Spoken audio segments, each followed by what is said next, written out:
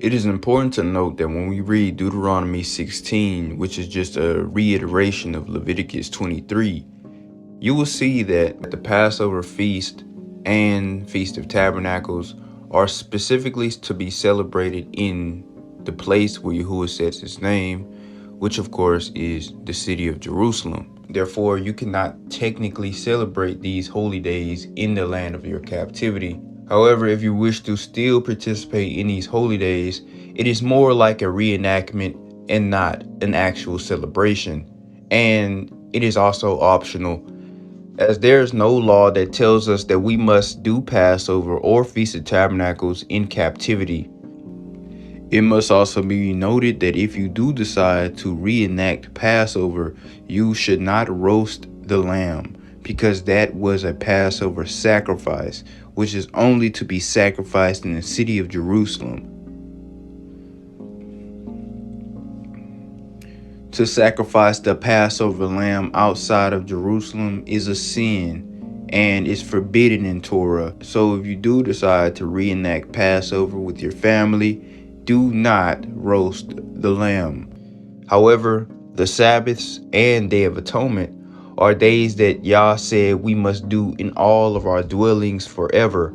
So that does apply to captivity, and those holy days are still mandatory.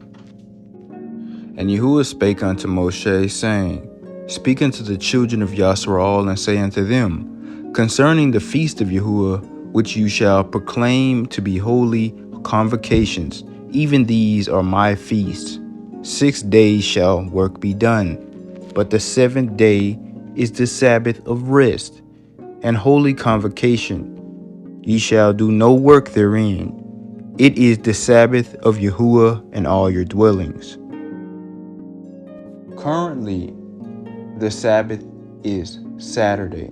The weeks are determined by the sun, while the months are determined by the moon. Therefore, the Sabbath is determined by the sun.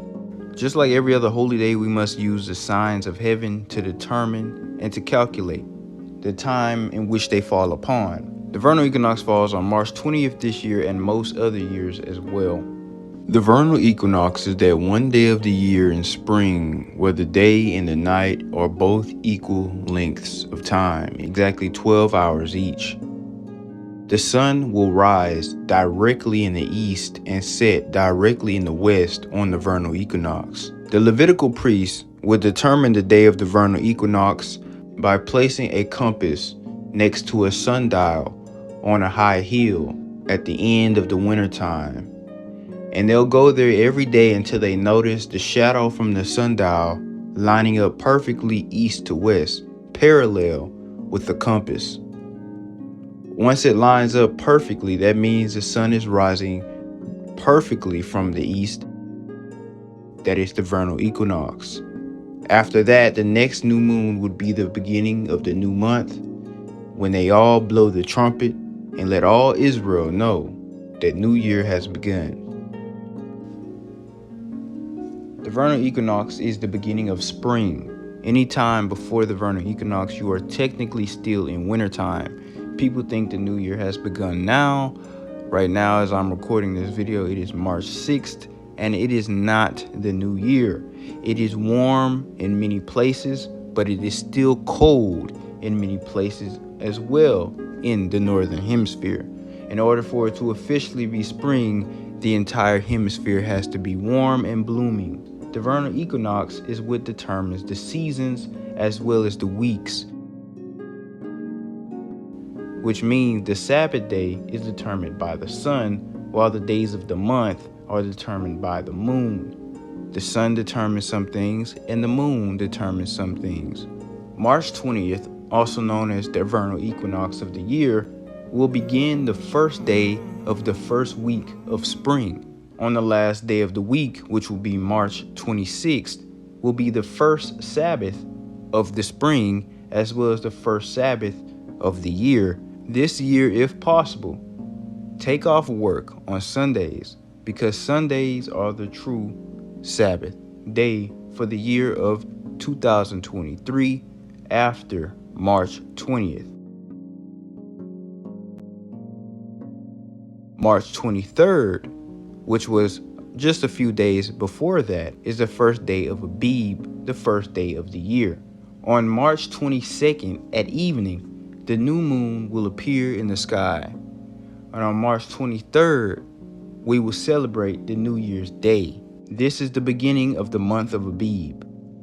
Now you might say, wait, there's an 8-day week in between March 18th and March 26th. That's because there are 365 days in a year now.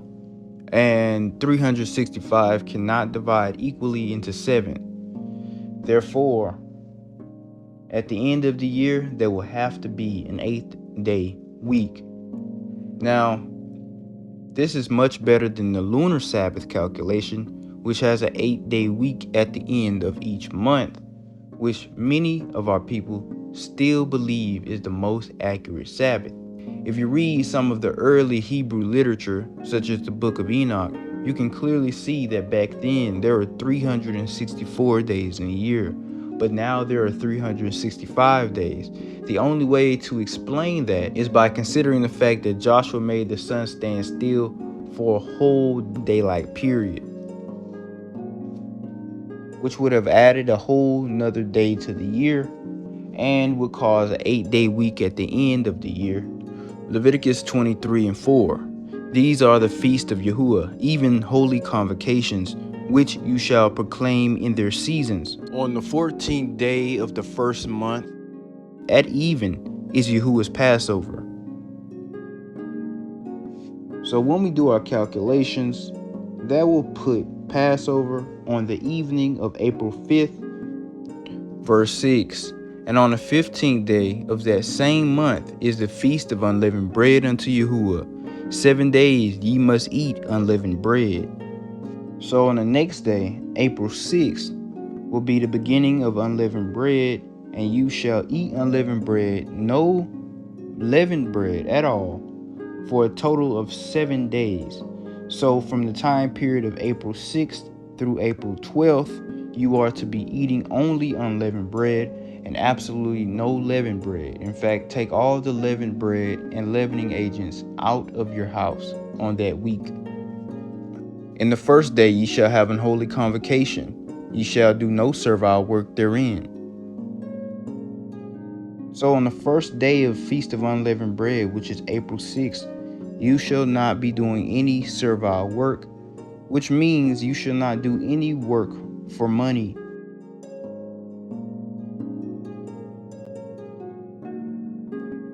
Leviticus 23:24.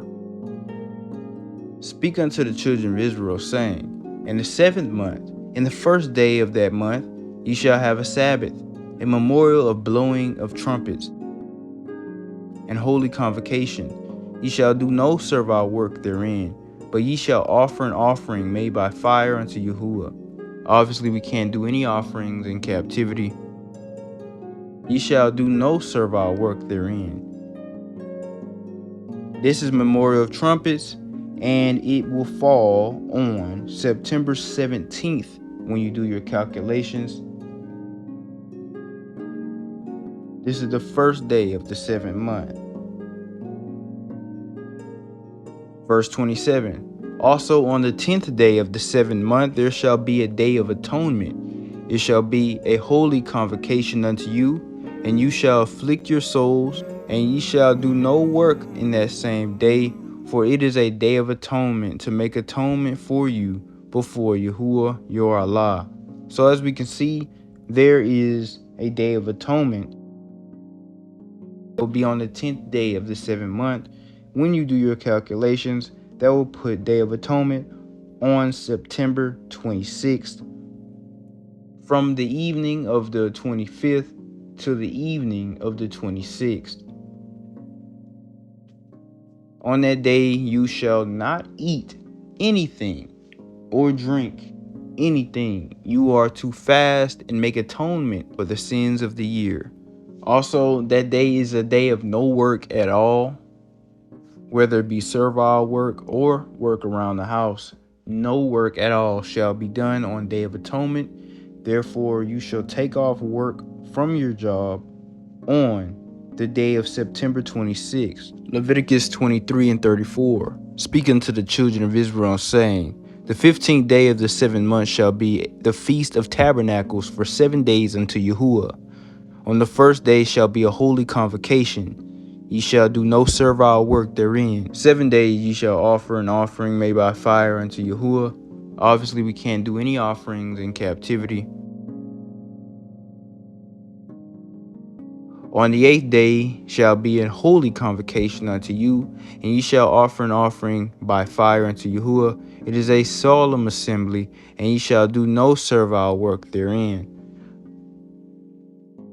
So on the first day and on the 8th day of Feast of Tabernacles, no servile work shall be done. When we do our calculations, we will see that the first day of Feast of Tabernacles, which is on the 15th day of the 7th month, will fall on October 1st. From October 1st till October 7th,